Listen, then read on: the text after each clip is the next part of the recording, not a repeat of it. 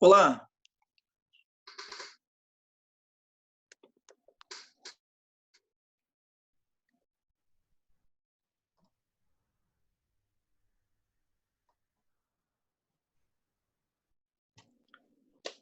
oi gente, tudo bem? Sejam bem-vindos, bem-vindas. Belinha, vocês me ouvem?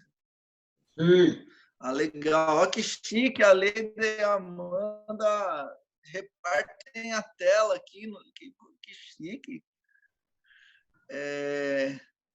Deixa eu perguntar uma coisa para vocês. Eu estou no celular. Se eu fizer assim é melhor ou não? É? Então, peraí. Deixa eu ajeitar aqui agora, que eu sou novo de Zoom.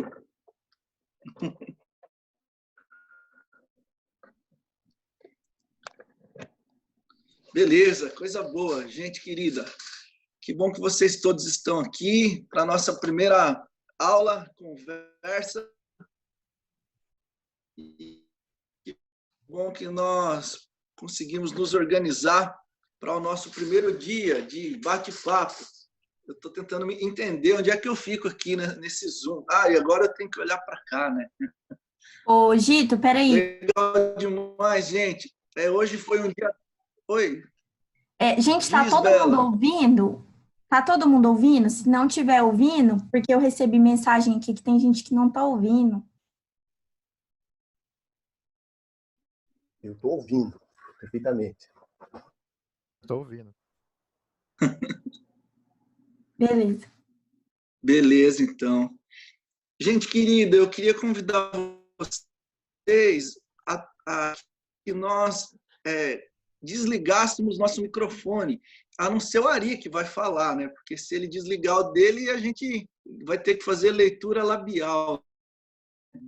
E aí, por favor, deixa mudo, que assim pode ficar tranquilo na tua casa, pode derrubar as coisas, né? O bebê pode chorar, você pode brigar com alguém, né? Enquanto estiver tendo a aula, porque aí não tem problema, tá bom?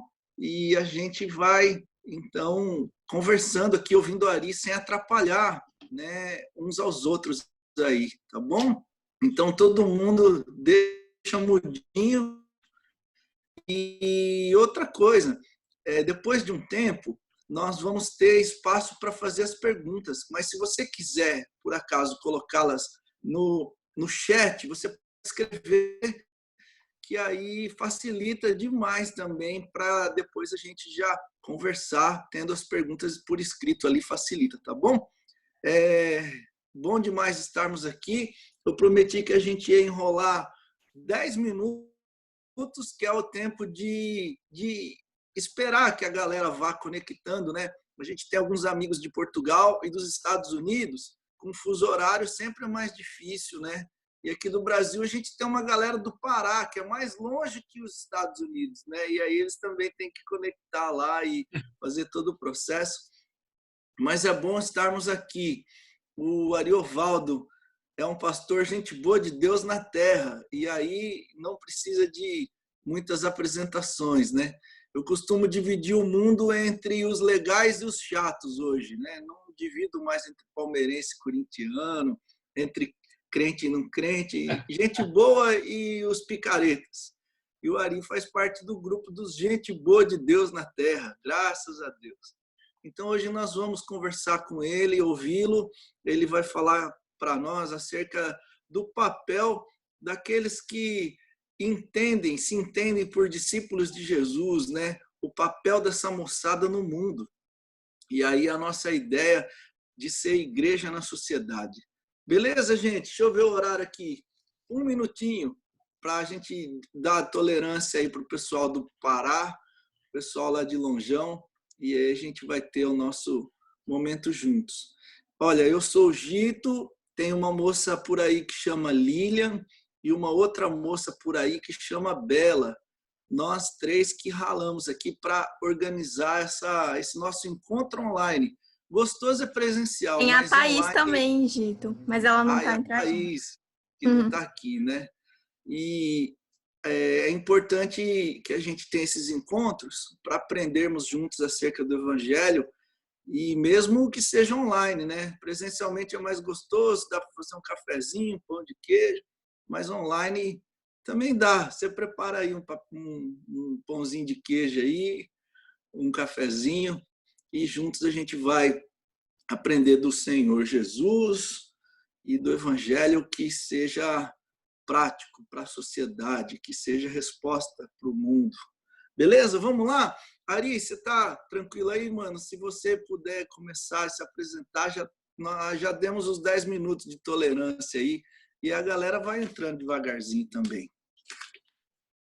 Joia. Boa noite, a graça e a paz. Amém. Privilégio enorme estar com vocês. É uma alegria muito grande. Então, eu quero conversar com vocês sobre o papel que o Senhor pensou para a sua igreja nessa perspectiva que vocês estão trabalhando, que é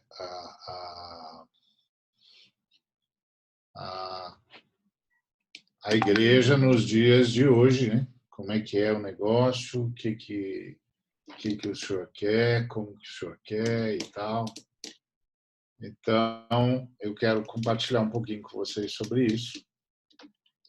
E para isso eu quero falar com vocês a partir do que a gente costumou chamar de as bem-aventuranças, que está lá em Mateus 5, de 1 a 11. Vendo Jesus as multidões, subiu ao monte e, como se assentasse, aproximaram-se os seus discípulos e ele passou a ensiná-los, dizendo: Bem-aventurados os humildes de espírito, porque deles é o reino dos céus. Bem-aventurados os que choram, porque serão consolados. Bem-aventurados os que têm os mansos, porque herdarão a terra. Bem-aventurados os que têm fome e sede de justiça, porque serão fartos. Bem-aventurados os misericordiosos, porque alcançarão misericórdia. Bem-aventurados os limpos de coração, porque verão a Deus. Bem-aventurados os pacificadores, porque serão chamados filhos de Deus. Bem-aventurados sois quando, por minha causa, vos injuriarem e vos perseguirem e, mentindo, disserem todo mal contra vós. Regozijai-vos e exultai, porque é grande o vosso galardão nos céus. Pois assim perseguiram aos profetas que viveram antes de vós. Vós sois o sal da terra. Ora, se o sal vier a ser insípido, como lhe restaurar o sabor? Para nada mais presta senão para, lançado fora, ser pisado pelos homens. Vós sois a luz do mundo. Não se pode esconder a cidade edificada sobre um monte, nem se acende uma candeia para colocá-la debaixo do alqueire, mas no velador, e alumia todos os que se encontram na casa. Assim brilhe também a vossa luz diante dos homens, para que vejam as vossas obras, as boas obras, e glorifiquem a vosso Pai que está nos céus. Obrigado, Senhor, por tua palavra, que ela possa produzir a tua vontade em nós, em nome de Cristo Jesus. Amém. Bom, aqui é o desejo do Senhor para a sua igreja. Jesus tinha prometido ao Pedro que iria edificar a igreja. Ele disse que iria construir a igreja dele e que a igreja dele atacaria o inferno e que o inferno não aguentaria o ataque da igreja. porque ele disse que as portas do inferno não triunfariam. E, como você sabe, porta é instrumento de defesa, não é instrumento de ataque. Não é? Ninguém ataca com porta. Todo mundo se defende com porta. Então, quando Jesus disse que as portas do inferno não prevaleceriam, ele estava dizendo que o grupo dele iria atacar o inferno e que o inferno não iria aguentar o ataque do grupo dele, que é o que nós chamamos de igreja. Precisa lembrar que no tempo de Jesus a palavra igreja não tinha o significado que tem hoje. No tempo de Jesus, a igreja era um partido. Então você tinha o partido dos fariseus, o partido dos saduceus, o partido dos herodianos, o partido dos essênios, o partido dos zelotes. E Jesus, naquele encontro lá registrado em Mateus 16, estava dizendo que ia formar o seu próprio partido e que o partido dele iria atacar o inferno e que o inferno não suportaria o ataque do partido dele e o partido dele sairia vitorioso na história. Essa é a ideia que está lá. Nós tiramos o texto do contexto e elegemos aquele texto como o texto da igreja como nós o conhecemos. E claro que cabe, não é que não caiba, cabe, claro que cabe.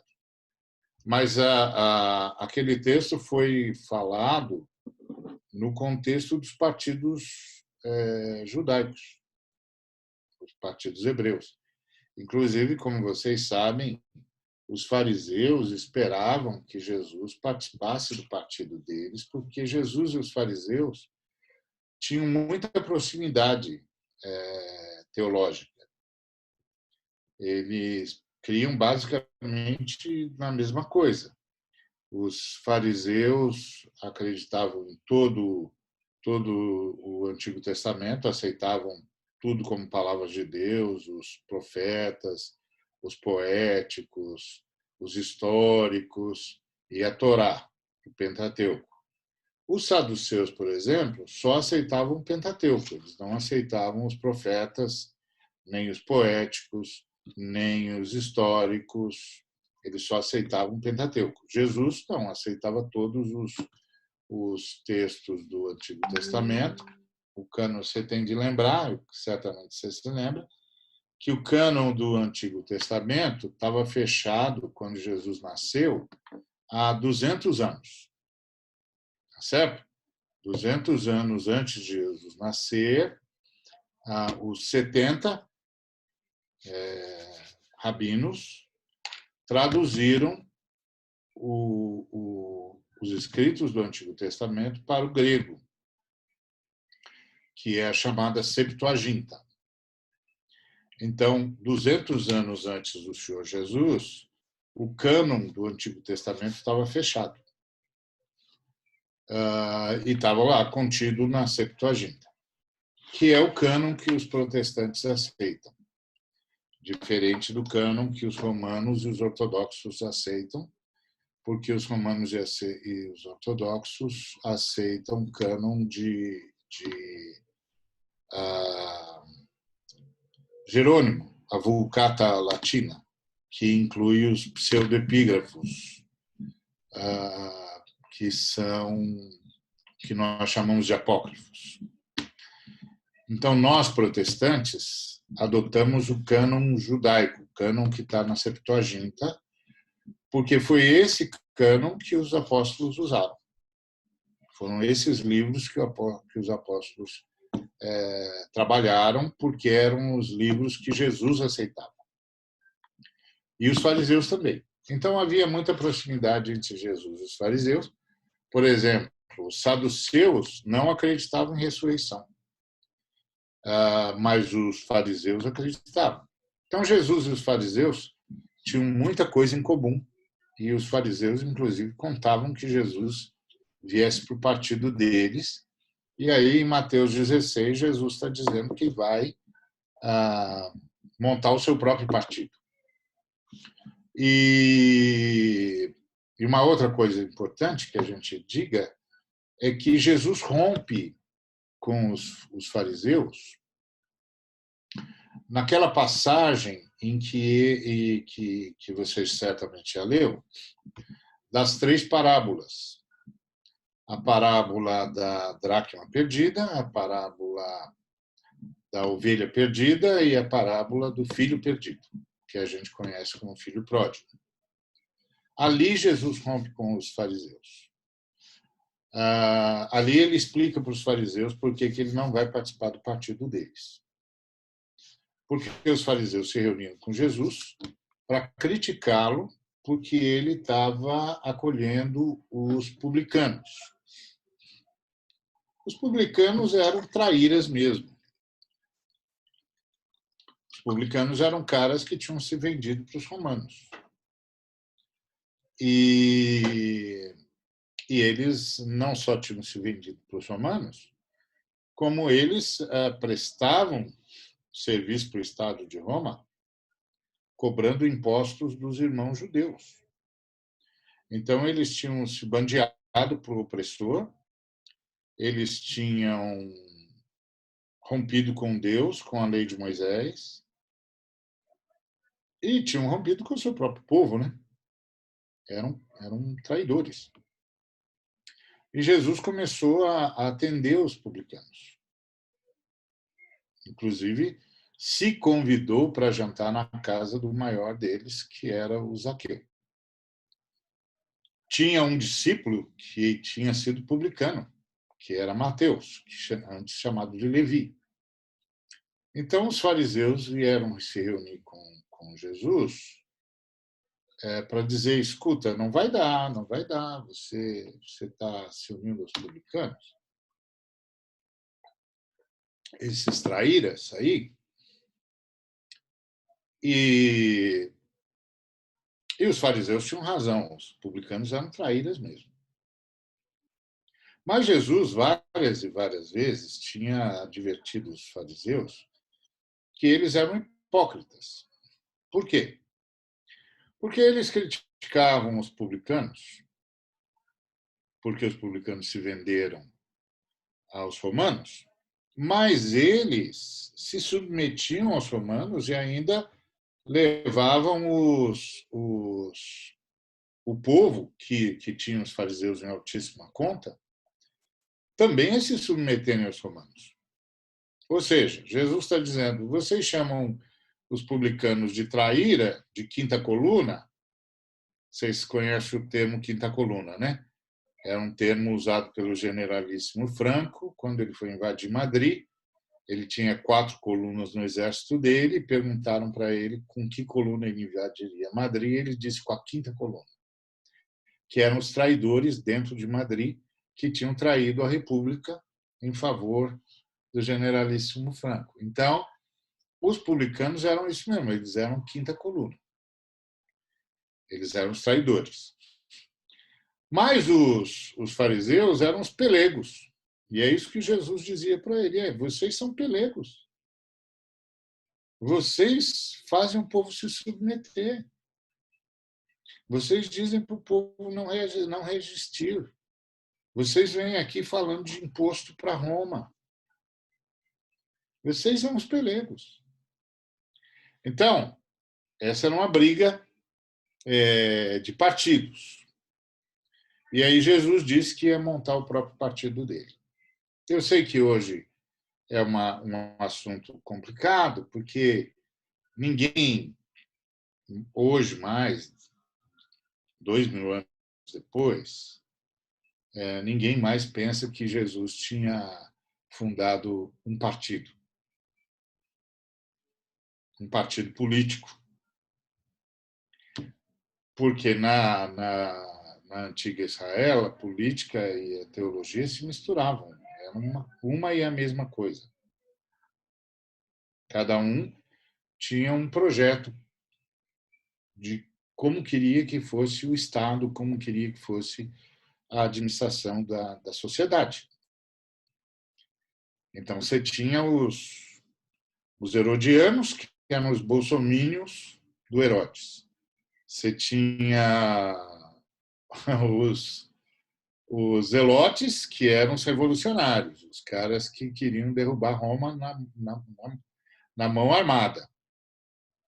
Você tinha os essênios, que fugiram para o deserto porque não queriam se contaminar com nada daquilo que estava acontecendo lá. E que prestaram um serviço, é óbvio. Inclusive, criaram João Batista, que depois foi o grande precursor de Jesus, o maior de todos os profetas e o maior de todos os homens do Antigo Testamento, porque ele foi o primeiro ser humano a ter o Espírito Santo morando em si. Porque as Escrituras dizem que já no ventre materno ele era cheio do Espírito Santo. Então, ele experimentou o que nós experimentamos antes que todos nós experimentássemos. Por isso, ele era o maior. Ele era o maior porque nem Moisés, nem Isaías, nem Davi, nem os grandes do passado tinham tido o Espírito Santo morando em si. Mas o João já o tinha desde o ventre materno. Impressionante, não é? Era um gigante que nasce para anunciar o novo sumo sacerdote da ordem de Melquisedeque. E que era o cara que devia ter sido o sumo sacerdote, porque ele era descendente direto de Arão, mas os pais dele o tiveram na época em que Anás governava tudo, e Anás era um safado que vendeu o sumo sacerdócio para os romanos e manteve uma horda de sumos sacerdotes ligado a ele. Ele tinha 5 filhos, os 5 filhos foram sumos sacerdotes, depois ele tinha um neto, o neto foi sumo sacerdote, depois ele tinha um genro, que foi sumo sacerdote, o Caifás, que todo mundo já leu no Novo Testamento, que é o cara que vai matar Jesus. E aí, o João é que devia ser o sumo sacerdote, e provavelmente por isso ele teve de fugir para o deserto, muito pequeno, para Anás não matá-lo. Então, ele tem uma história bastante semelhante com a história que Jesus teve de ter de fugir dos seus algozes, etc. Quando ele vem, aí ele vem para passar o sumo sacerdote, para pôr fim ao sumo sacerdócio da ordem de Arão e dar início ao novo sumo sacerdócio da ordem de Melquisedeque, que é Jesus de Nazaré, verdadeiramente Deus, verdadeiramente homem, nosso Senhor e Redentor, que é sacerdote da ordem de Melquisedeque hoje, ontem e para sempre. Até que se cumpra o grande dia em que a morte será vencida e tudo será entregue à Trindade, e a Trindade será tudo em todos. Ok, então, Jesus está dentro desse quadro, onde tem todos esses partidos, né? O partido dos saduceus, que quer uma ordem sacerdotal governando o Estado, que quer a teocracia. A teocracia não existe, né, na verdade, porque Deus não governa povo nenhum. A teocracia é um governo do corpo de sacerdotes, né? Então, esse grupo de sacerdotes governa, então, em nome de Deus, que era o que os saduceus queriam, um governo teocrático, governado pelos sacerdotes. Mas, no tempo dos saduceus, já não tinha mais a Arca da Aliança. Então, o sacerdócio não fazia mais sentido, porque não tinha mais a Arca da Aliança, então não tinha onde espargir o sangue do Cordeiro Substituto. Por isso que os fariseus e os saduceus não eram inimigos, porque os fariseus denunciavam isso, que não tem mais arca, então não pode ter mais sacrifício. Mas os saduceus continuavam a celebrar o sacrifício, mesmo sem ter onde aspergir o sangue. Entendeu? Então eles estavam ludibriando o povo, porque não tem mais a arca da aliança. E os fariseus eram os caras que denunciavam isso. Não, eles não eram contra o templo, porque o templo era um lugar sagrado de oração, mas não era mais um lugar sagrado de morte substituta, porque não tinha mais onde aspergir o sangue. Ok, mas eles queriam, mais cedo ou mais tarde, achar o sacerdote, a arca, né? Não acharam até hoje, se acharam, não disseram, mas eles contavam com isso, que mais cedo ou mais tarde acharia a arca, que, segundo a tradição, que aparece inclusive no livro dos Macabeus, Jeremias mandou esconder, porque sabia que Nabucodonosor ia roubar o templo, ia roubar tudo do templo, então mandou esconder a arca. E a arca foi tão bem escondida que ninguém achou mais. E até porque levaram Jeremias para o cativeiro e ele morreu lá. Então, esse é o pano de fundo do Novo Testamento. Se você não tem esse pano de fundo, você fica assim tentando entender tudo que está lá e você não entende, porque uma coisa está remetendo para outra, e aí você não tem o pano de fundo. E aí foi o que a teologia, principalmente ocidental, fez. A teologia ocidental, com a destruição da Igreja do Oriente pelos mouros, pelos muçulmanos, a teologia ocidental se afastou totalmente do Oriente, que a fé cristã, a fé judaico-cristã é oriental, não é ocidental. Tá certo?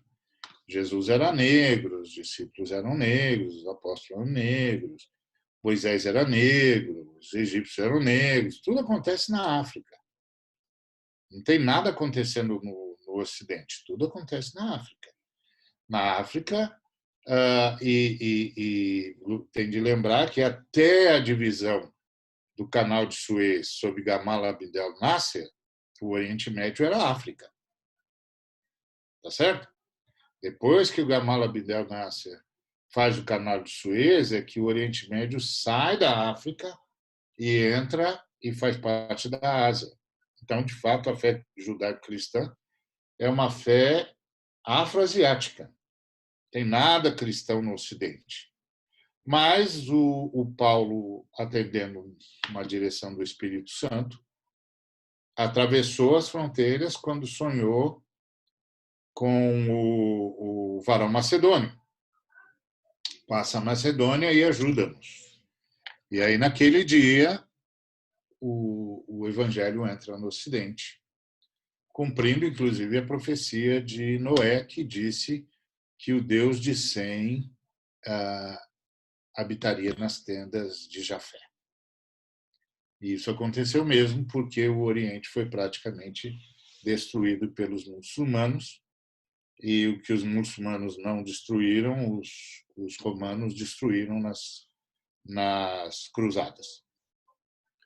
Porque as cruzadas não foram para libertar, de fato, Jerusalém, foi para que o bispo de Roma assumisse o controle sobre toda a cristandade, destruindo os ortodoxos que estavam divididos em primazias, como estão até hoje. Então, à medida que você vai percebendo isso, você vai se dando conta de onde estamos, o que aconteceu, etc. Então, a Igreja Ocidental se afastou totalmente da Igreja Oriental e perdeu muito, muito, muito. Nós perdemos muita coisa do que a Igreja Oriental via, fazia e acreditava. Mas, graças a Deus, as Escrituras estão aí. E as Escrituras são o salvo-conduto da Igreja para o conhecimento de Deus, que foi recuperado com a Reforma Protestante. porque antes da Reforma Protestante as escrituras eram propriedade de Roma e Roma se pautava pelo magistério e não pela escritura. Ok, então, isso posto, Jesus fundou um partido. E aí ele diz para os fariseus, olha, eu estou rompendo com vocês porque vocês não veem valor nos publicanos. Mas o Pai vê neles o mesmo valor emotivo que aquela mulher viu na dracma que caiu do diadema dela. Ela tinha um diadema de dracmas e uma dracma escapou do diadema. E ao invés dela ir simplesmente na esquina e pegar uma outra dracma, ela fez questão da dracma perdida e revirou a casa dela até achar a dracma perdida para manter a unidade do diadema. Pois Deus vê os publicanos do mesmo jeito, o Pai vê os publicanos do mesmo jeito. Gente que a gente não pode perder. E vocês não estão dispostos a fazer nada pelas pessoas. Vocês são pelegos. Mas o Pai é como aquele criador de ovelhas, que uma ovelha se perde, e ele vai atrás dessa ovelha perdida. Só que é assim.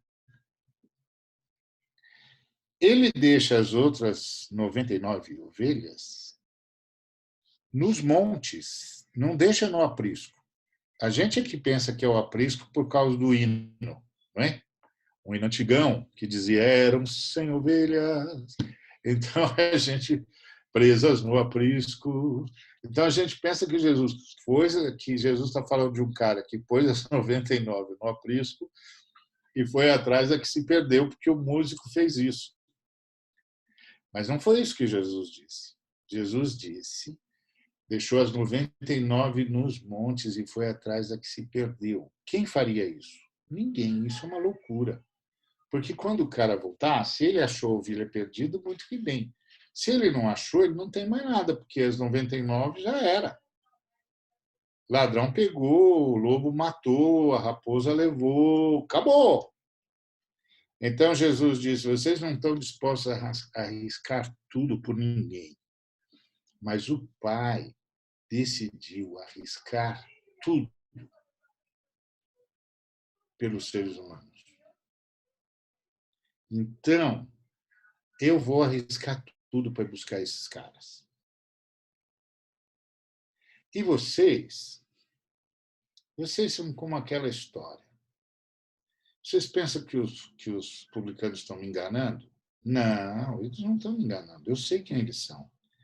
Eles são o filho pródigo, que desperdiçou tudo, que jogou tudo fora, que foi viver estupidamente. Mas sabe de uma coisa? Eu também sei quem vocês são. Vocês são o filho mais velho, que finge amar o pai, mas que não ama o pai coisa nenhuma. Que acha, inclusive, que o pai é um carrasco. Isso é o que vocês acham do pai. Vocês não amam o pai coisa nenhuma. E como vocês acham que o pai é um carrasco, toda oportunidade que vocês têm de ser carrasco, vocês são também. Então, você não entendeu, amigo? Eu sou o terceiro filho. Eu sou o terceiro filho. O cara que não cai nas esparrelas que os publicanos caíram,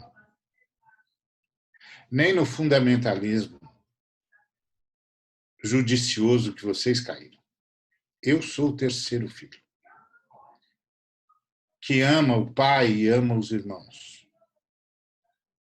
E eu vou buscar todo mundo para que todo mundo seja o terceiro filho. Aí, naquele dia, Jesus anunciou aos meninos fariseus, ao partido, que não vai ter aliança, não. E aí ele avisou para o Pedro, eu vou criar o meu partido. Então, nós somos o partido de Cristo. É incrível, né? Nós somos o partido de Cristo, embora todo mundo diga que a gente não deve se meter nisso, porque a gente lida com a transcendência.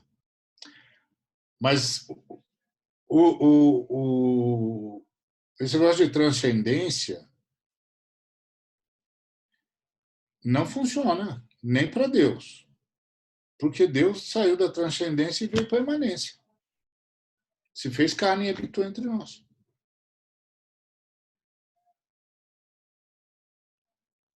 Então, nós não somos os caras que cuidam da transcendência. Nós somos os que recebem a transcendência. Para mudar a imanência. Para mudar a história à nossa volta. Enquanto aguardamos a vitória final sobre a morte. Então, é isso que Jesus diz aqui aos discípulos. Jesus está falando com os seus discípulos. Ele subiu ao monte. E ele foi falar com os seus discípulos. Por quê? Porque Jesus não falava para a multidão do alto da montanha, por uma razão muito simples, né? Que está lá no alto do monte, vem a brisa que vem do lago de Genezaré, o chamado Mar da Galileia, e faz o quê? Eco. Traz a voz dele de volta para ele, certo? Então, quando Jesus queria falar com o povo, ele ficava na beira da praia e falava de costas para a água, e assim o vento que vem da água leva a voz dele para cima. Vento quente. Tá certo? Sobe. Vocês sabem disso muito melhor do que eu. Então, Jesus sabia também. Jesus era bom nesses negócios. Jesus era bom toda a vida. Eu me lembro uma vez que um camarada chegou para mim e disse que estava com muito medo de perder a fé porque ele estava fazendo pós-doutorado em física quântica. Eu disse, e o que isso tem a ver com fé? Ele disse, não, porque você sabe, eu vou trabalhar sobre essa questão da luz e tal, e você sabe que a luz viaja, como disse o Einstein e tal, então tudo que a gente vê é passado, porque entre você e o que você viu já tem a distância que a luz percorreu, então você só vê o passado. Então isso é um negócio complicado e tal, não sei como trabalhar isso na fé. Falei, então você não leu Jesus, porque Jesus falou disso. Jesus falou que a luz viaja, inclusive disse que a luz viajava com uma rapidez imensa e que ele vinha na mesma velocidade. Ele falou, não, Jesus não falou isso. Eu falei, claro que falou. Ele disse, assim como o raio sai do Oriente e aparece no Ocidente, ou seja, viaja, eu venho na mesma velocidade. Então, quando eu recebi a ordem de vir, eu venho na velocidade da luz. Eu não venho na velocidade do som. Eu venho na velocidade da luz. Então, vocês fiquem espertos. Porque quando chegar a hora, é papuf. Eu estou aí. Ele falou, é mesmo? Eu falei, então. Você acha que o Einstein aprendeu isso com quem? Ele disse que já sabia da teoria da relatividade desde que ele era criança. Quem que você acha que contou para ele? Então, às vezes a gente vai olhando para Jesus e a gente pensa assim, e está falando com um cara que está perdido na história. Não, perdido na história está um ser humano. Ele sempre soube quem era e sempre soube onde estava e o que estava fazendo. E aí ele começa a falar com os discípulos entenderam que ele queria falar com os discípulos, porque ele se assentou. No velho Israel, quando o mestre queria falar com seus alunos, ele sentava. Então ele se assentava, os alunos se assentavam aos pés dele. Por isso que o Paulo fala que se assentou aos pés de Gamaliel. E por isso que a Marta ficou brava com a Maria. Lembra Marta e Maria? Já ouvi um montão de pregação sobre isso, né? Que a Maria queria ouvir Jesus e a Marta agitada e tal, ocupada e tal, tal, tal, tal. E aí você tem estudos sobre Marta e Maria e tal, tem um montão de coisas assim. É muito interessante. Mas de fato, de verdade, embora todos esses estudos são legais, mas de fato, de verdade, quando Maria se assentou aos pés de Jesus, ela se autoproclamou discípula de Jesus, aluna de Jesus. E isso só era permitido aos homens. Então, quando a Marta viu a Maria sentada aos pés de Jesus, ela quis livrar Jesus do vexame e a irmã da vergonha. E aí disse para Jesus, deu a dica para Jesus se salvar. Jesus, manda minha irmã vir me ajudar na cozinha. Entendeu? Aí Jesus disse, o que é isso, Marta? Você está agitada, minha filha. A Maria escolheu a melhor parte. E ninguém vai tirar isso dela. De agora em diante, ela é minha discípula, como os meninos aqui. Aliás, se eu fosse você, vinha para cá também. Porque nada disso é importante. Só uma coisa é importante. Ser meu aluno, ser minha aluna.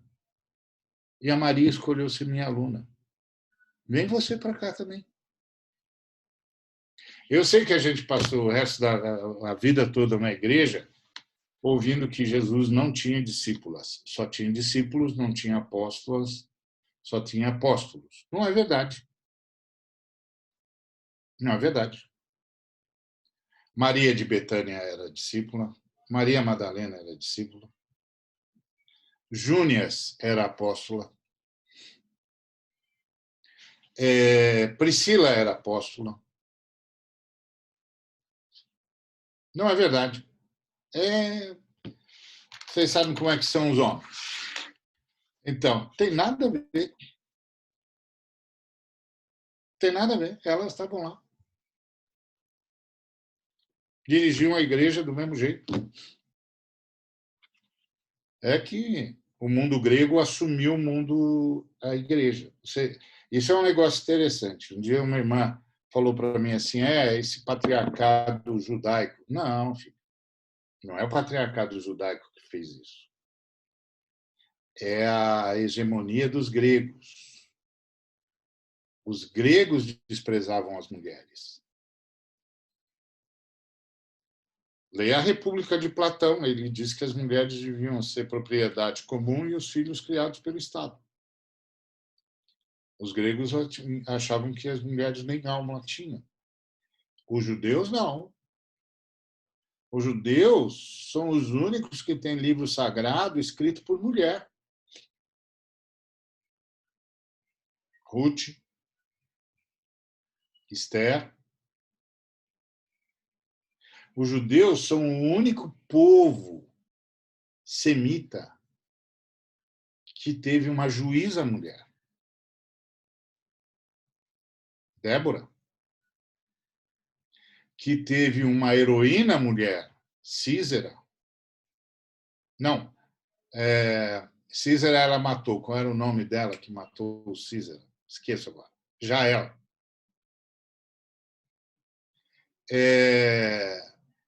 Não, os judeus tinham regras explícitas para preservar as mulheres. Inclusive a circuncisão. Por isso as mulheres judias não têm câncer de colo. Elas não têm câncer no colo do útero porque os homens se circuncidam. Então, quando o Senhor fez a circuncisão pensando na saúde da mulher. Por quê? O Senhor fez um pacto com as mulheres. Fez um pacto com Eva, fez um pacto com Sara. Lembra que quando o Senhor apareceu para Abraão e disse: Ó, você não vai chamar mais a Sara de Sarai. Você não vai chamar mais a Sarai de Sarai. Você vai chamar de Sara. Aí você fica pensando, ué, por que o senhor está falando isso para o Abraão? Porque Sarai, como você sabe, significa minha princesa. Então é como se fosse uma propriedade do Abraão. E aí o senhor disse, não, você vai chamá-la de Sara, que quer dizer princesa. Não minha princesa, Sara. E aí, quando ele disse, Sara vai dar à luz a um filho, vai te dar um filho, o Abraão disse, não, eu já tenho Ismael. O senhor pode fazer o pacto com Ismael. Aí o senhor disse, não, amigo, você não entendeu. O meu pacto é com Sara, com o filho de Sara. Reis e nações procederão de Sara. Eu cuido do Ismael para você, mas a minha aliança é com o filho de Sara. O problema é que a leitura machista foi matando as mulheres da Bíblia. Mas não é assim que está escrito. E aí, com a hegemonia grega no Ocidente, a Igreja de Roma baniu as mulheres. Aliás, baniu até hoje. Tá certo? O Papa Francisco, que é gente boa aí, como diz o Gito, ele tentou mexer nisso, mas os caras disseram para ele, não, não, não, não, não, não, não, não, não. As mulheres não, deixa elas onde estão. Complicado. Então, Jesus tem os seus alunos e alunas. E Jesus, como você sabe, é seguido por mulheres e sustentado por mulheres. Então, esse pessoal que se assentou. Esse pessoal é do partido de Jesus, como eu e você. E Jesus, então, começou a falar com o seu partido. E ele começou a falar com o seu partido a partir do quadro que ele via na montanha, que eram os filhos de Abraão, filhos e filhas de Abraão, espalhados pela montanha, esperando Jesus ou descansando depois de Jesus ter falado por eles. O texto não diz para a gente se Jesus já tinha falado para a multidão ou não. E aí, primeiro, daquela turma lá, o primeiro que Jesus citou foram os pobres, os despossuídos. E havia muitos ali, muitos. E Jesus, então, disse que eles eram bem-aventurados, eles eram felizes. Porque tinha muito pobre, muito empobrecido, muito empobrecido. Era uma época de opressão, os romanos possuíam tudo e todos, os líderes de Israel apoiavam a opressão, os empobrecidos eram explorados de todas as formas, os artesãos dos quais Jesus fazia parte e os pescadores eram extorquidos por impostos desmedidos, porque Herodes tentava ganhar o favor de Tibério César, e com o intuito de ser declarado como o único rei de Israel, então ele tinha de encher o cofre de Tibério César, e ele então arrancava o dinheiro dos artesãos e dos pescadores. E os empobrecidos estavam lá. E eles também eram empobrecidos de espírito. Por que eles eram empobrecidos de espírito? Porque os líderes que usurparam a fé judaica sonegavam-lhes a palavra da libertação, sugerindo-lhes na prática a subserviência à prática filosófica romana, que reconhecia aos romanos o direito ao poder e ao poder absoluto. Então, eles eram empobrecidos porque eram explorados econômica e espiritualmente.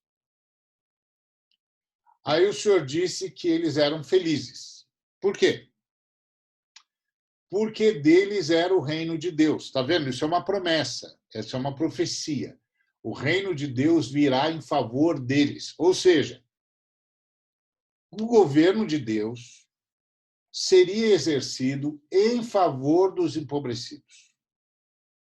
O governo de Deus, com a sua justiça, é uma nova lógica naquele estado de coisas. E que lógica é essa? É uma lógica de libertação, de restituição, e por isso eles eram felizes, porque o governo de Deus estava chegando. Então, Jesus estava deixando claro que o reino de Deus, o governo de Deus, já estava na terra e faria justiça aos explorados. Aí Jesus continuou falando dos que choram, dizendo que eles eram felizes. E por que eles eram felizes? Porque eles seriam consolados. E havia muito pranto. Está vendo? Isso é uma promessa. Ó. Eles vão ser consolados. É uma profecia.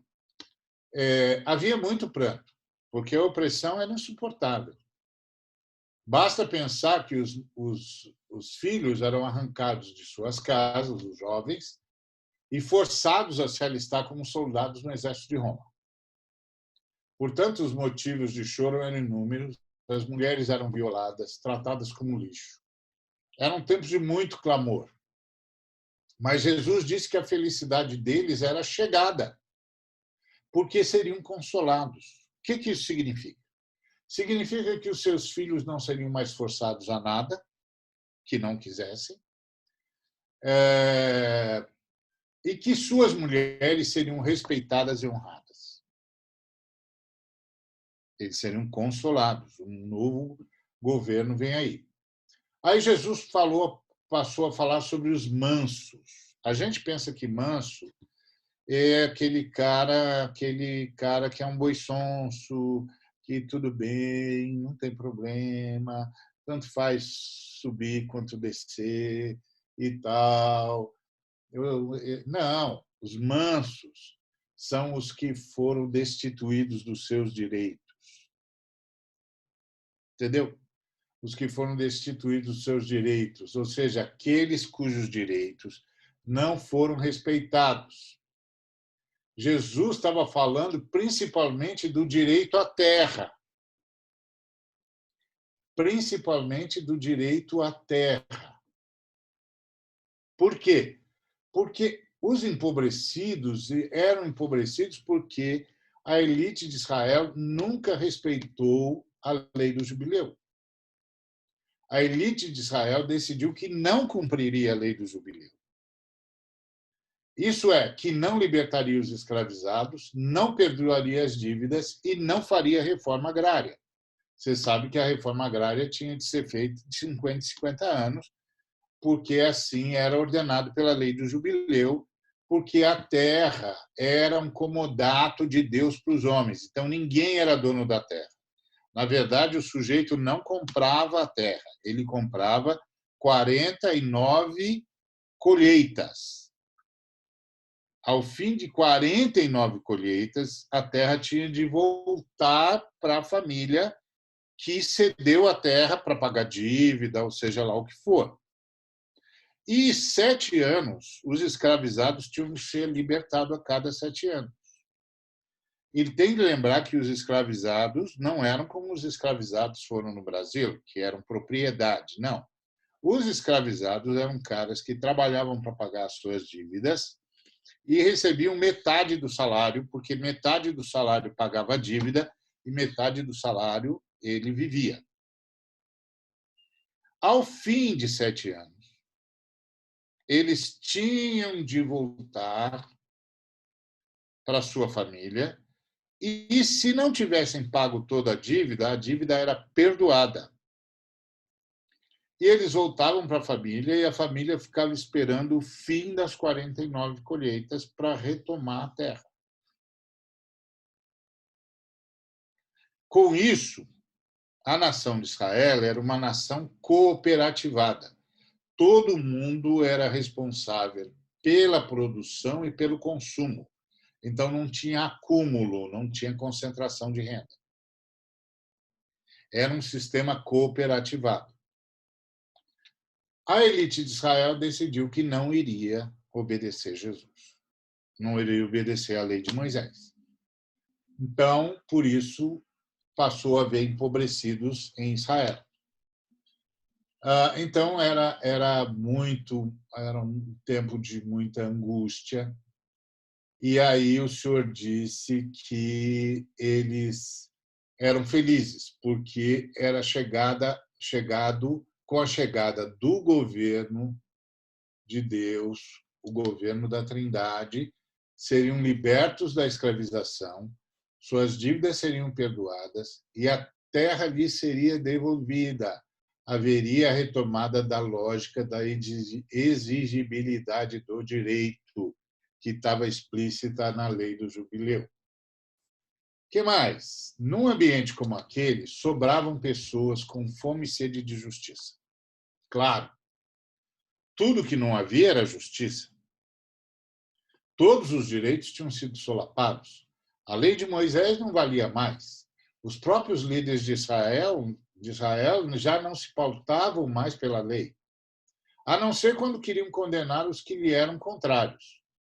Os fariseus, na qualidade de pretensos mestres, constrangiam os fiéis a sustentarem os fariseus, subservientemente.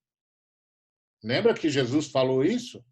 Jesus disse, vocês são uns pelegos safados, sem vergonha.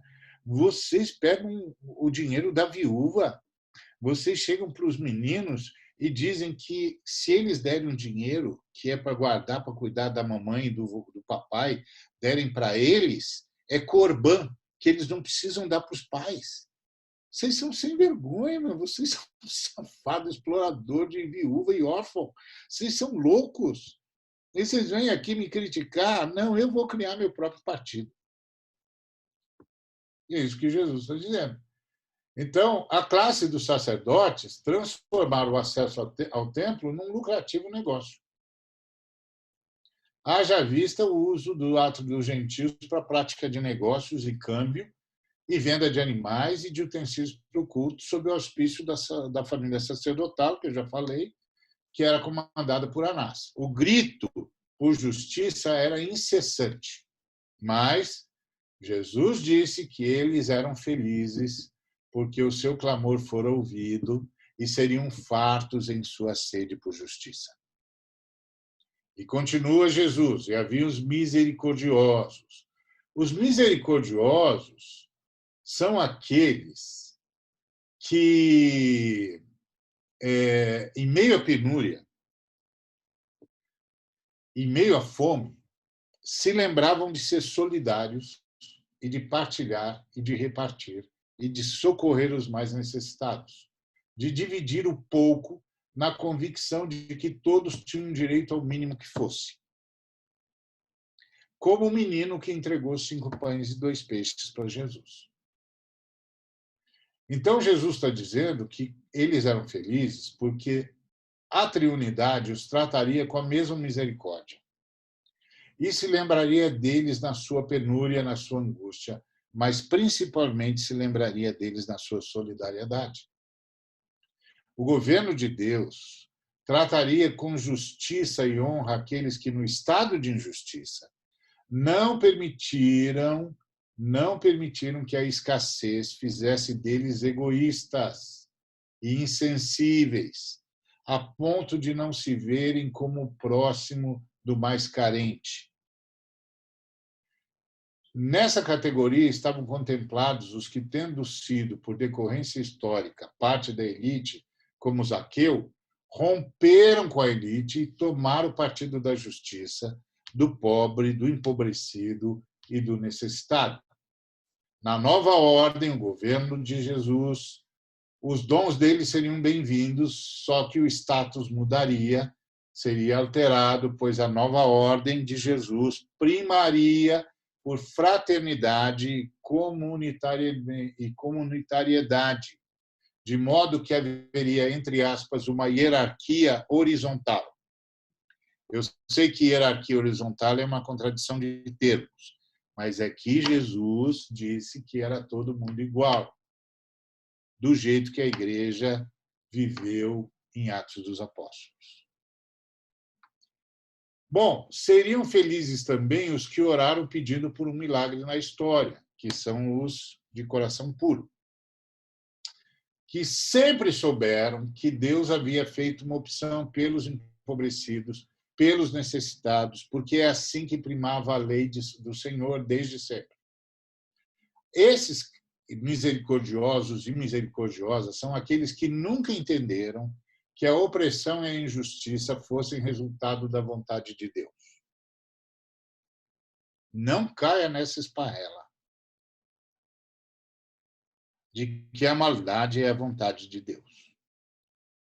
Não caia nessa esparrela.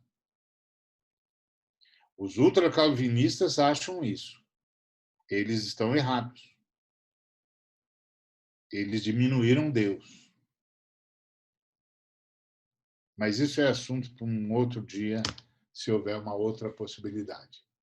Então, esse pessoal nunca entendeu que a injustiça fosse resultado da vontade de Deus. Nunca. Pelo contrário. Sempre souberam que Deus não promove o mal, não é tentado pelo mal, e que a maldade é fruto da desobediência, nunca uma concessão divina. Então, esses mantiveram o coração puro, mantiveram o coração limpo. Então, eles veriam as suas orações ouvidas na história. Embora a sua esperança estivesse, lógico, como a nossa, para além da história. Eles também seriam satisfeitos nisso. A chegada do governo de Deus com sua justiça significava também a consecução da felicidade desejada pelos que pautaram a sua conduta pela busca do shalom, a paz, os pacificadores. A paz que sintetiza a vontade de Deus e que implica necessariamente na satisfação com qualidade das necessidades básicas de todo ser humano, incluindo a espiritualidade. Shalom é um ambiente de justiça, e incluindo a espiritualidade que suscita a consciência do direito, pois o shalom de Deus se cumpre necessária e exclusivamente na coletividade. Não há shalom onde haja qualquer tipo de exclusão. Por isso que a luta contra qualquer tipo de exclusão, qualquer tipo de racismo, qualquer tipo de segregação é imperativa para o Partido de Cristo. Imperativa. Porque não há shalom onde houver exclusão. Agora Jesus se lembra dos lutadores, os que, em nome da justiça, se rebelaram e se opuseram às custas da própria vida. É nessa categoria que Jesus coloca os seus próprios discípulos e os profetas que os antecederam. São lutadores pela justiça e, como tal, perseguidos, caluniados e injuriados. Mas, a exemplo dos profetas, têm grande reconhecimento da parte da Trindade. Isto é, são vistos e honrados como agentes da Trindade na história. Por isso, a eles, o júbilo. Pois, assim como os profetas, na sua luta e militância, tornaram possível a vinda do governo de Deus com sua justiça, pelo nascimento do Messias, que só aconteceu porque os profetas mantiveram Israel em condições de receber a criança, os lutadores pela justiça, que são os membros do Partido de Cristo, veriam o efeito da presença do governo de Deus na história conhecida e na que virá no novo universo onde habita a justiça. Muito bom. A essa altura, os discípulos já estavam perguntando o que Jesus estava falando e onde é que eles entravam nisso. Afinal de contas, ele falou que vocês são felizes porque vocês vão ser perseguidos. Meu Deus do céu! Que felicidade que há em ser perseguido, Jesus. Não, porque é igual aos profetas. Vocês são igual aos profetas. Eles também foram perseguidos, vocês vão ser também. Fica feliz, fica feliz. Vocês ganharam um patamar mais elevado aqui. Aí os discípulos, nessa altura, já estão perguntando: meu pai, o que ele está falando e onde é que a gente entra nisso? Na verdade, Jesus estava fazendo uma profecia. Estava falando do desejo dele. Estava falando do seu papel como Redentor e do seu senhorio como Messias. Só que tem um problema. Qual o problema? Ele não estaria presencialmente na vanguarda dessa mudança, porque ele veio para consumar a morte substituta. Ele morreu no lugar do primeiro Adão. Ele é o último Adão, morreu no lugar do primeiro Adão para mudar a humanidade de matriz. Tá certo? Então, ele olhava para aquela multidão que ele queria saciar, mas que não conseguiria naquele momento, porque sua primeira missão era vencer a morte. Sei. E aí? Bom, aí os discípulos iam cumprir o desejo de Jesus. E o partido de Jesus é que ia imprimir na história a profecia de Jesus, tornar realidade a profecia de Jesus. Seria através do partido de Jesus que as bem-aventuranças ganhariam espaço e lugar na realidade humana, antes mesmo do novo universo. A missão da igreja. A igreja é o partido de Jesus. Ou o partido de Jesus é a igreja, vocês escolham como vocês querem tratar isso. Tá certo? Então, os discípulos, as discípulas, o partido seria o protagonista natural da profecia e do desejo do Cristo por causa do seu caráter. Ou seja, o modo de vida do partido de Cristo e a sua atuação na história ia cumprir a profecia das bem-aventuranças. Então, qual é o papel do partido de Cristo? Qual é o papel da igreja? Cumprir o desejo de Cristo. Implementar na história, até onde é possível, claro,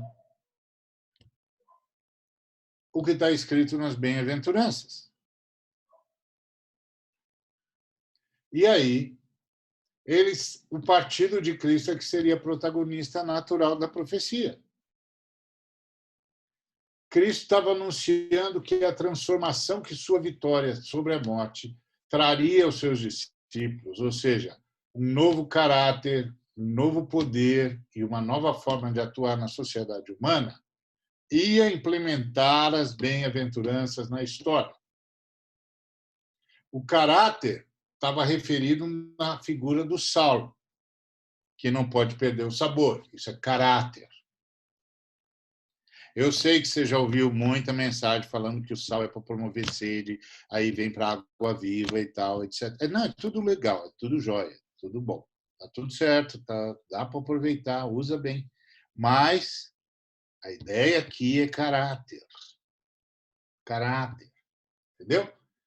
A figura do sal não pode perder o sabor, porque se perder o sabor, já era.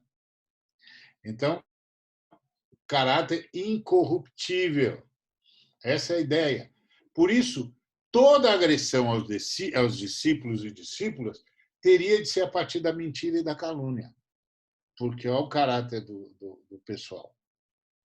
O partido é incorruptível. Então, só mentindo mesmo, só caluniando.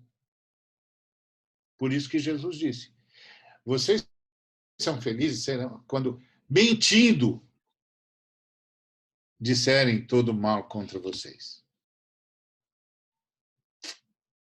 Isso aqui é fantástico. Para falar mal do partido de Cristo, tem de mentir. Pelo menos do verdadeiro partido. Né? Então, essa é a ideia que está aqui. Então, é um novo caráter, é incorruptível, por isso toda agressão só mentindo. Então, esse novo poder e forma de atuar na história, que está mostrada pela figura da luz, porque eles são luz do mundo. Então, é um partido luminoso, não é? Os cristãos não são seres iluminados. Os cristãos e as cristãs são seres luminosos. Porque Jesus não disse, vocês são os iluminados do mundo. Jesus disse, vocês são a luz do mundo. Então, vocês são os iluminadores do mundo.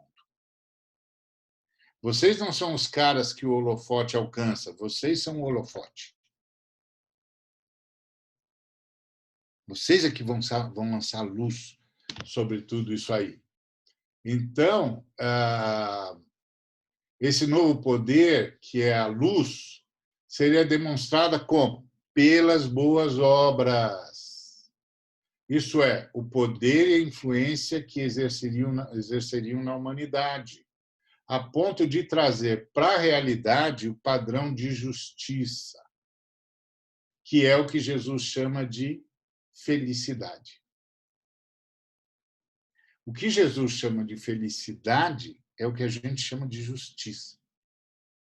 Portanto, as boas obras, possibilitadas por esse novo poder e que levariam as pessoas a glorificarem o Pai Nosso, seriam as que propiciariam a mudança na sociedade humana em direção à justiça do governo de Deus.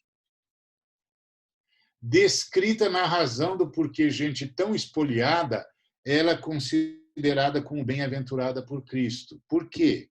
Porque o governo de Deus vai trabalhar para vocês. Cristo anunciava, portanto, que a sua vitória traria uma vida nova aos seus discípulos, aos membros do seu partido. Eles se tornariam iluminadores a partir da luz que receberiam em si.